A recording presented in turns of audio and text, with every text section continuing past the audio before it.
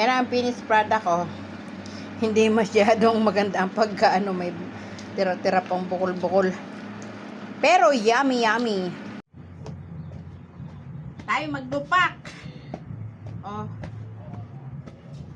Ito ang lumang proseso ng paglulupak. Lusong ang gamit. Dati ay may malaki kaming lusong. Ngayon ito ay maliit lang, oh. Cute.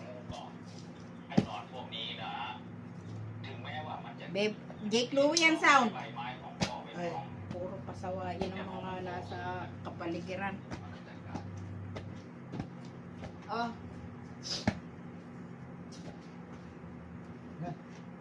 Siya muna. Mapagod. Babae.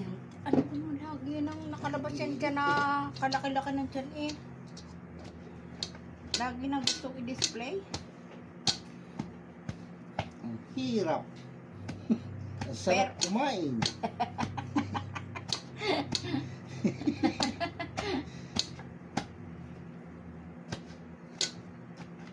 Parang ang dami ng niyog na tinimplahan ko. Hali, bayo. Hala bayo. Sa aming probinsya, nung dalaga pa ako, uso yan yung mga ganyan. May mga binatang na dayo ng lupakan, ganyan, oh. Tapos pagkatapos ng lupakan ay paikot ng bote. Truth or consequence? Sino nakaranas sa inyo nun? Relate ba kayo doon? Tapos malalaman na kung sino ang mga crush. Kunin mo na yun. Alin? Ayun na, nabis na sa labi. Kung sino ang mga love.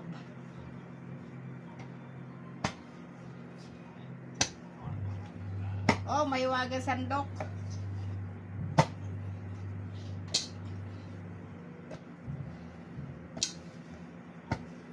Mas masaya kaya doon noon ang ano, dalagat binata, hindi katulad ngayon na puro ligawan na lang sa kalye.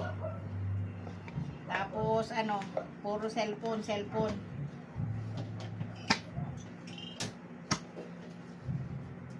Kahit ang buhay ng mga bata noon, mas masarap noon.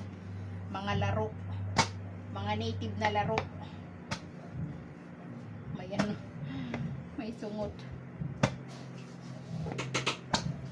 Lalagyan ko na ng ano? Sila. Hindi, noong ano? Lalagyan pa ng kaunti. Neto.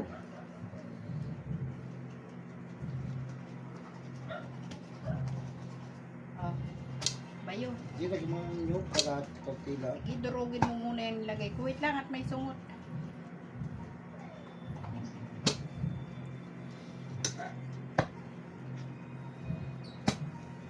Ayaw mo kasi bayuhin yung nasa gilid. Kagulo. Kagulo sa paglulupak. Nadadala na eh. Lagyan natin ng niyog. Itong niyog nito may timpla na asin, asukal at saka condense. Parang naparami ang niyog. Sobrang tamis nito. Para hindi masyadong hirap bayuhin.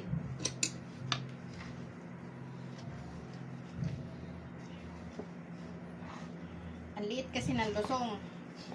Sa aming lusong, yung dati namin lusong na nasira, isang kasungan lang tong, isang kalderong malaki. Laki kasi ng lusong.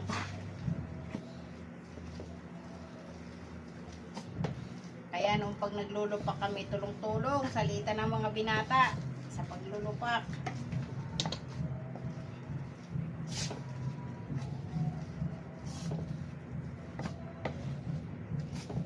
Yun lang guys. Thank you for watching.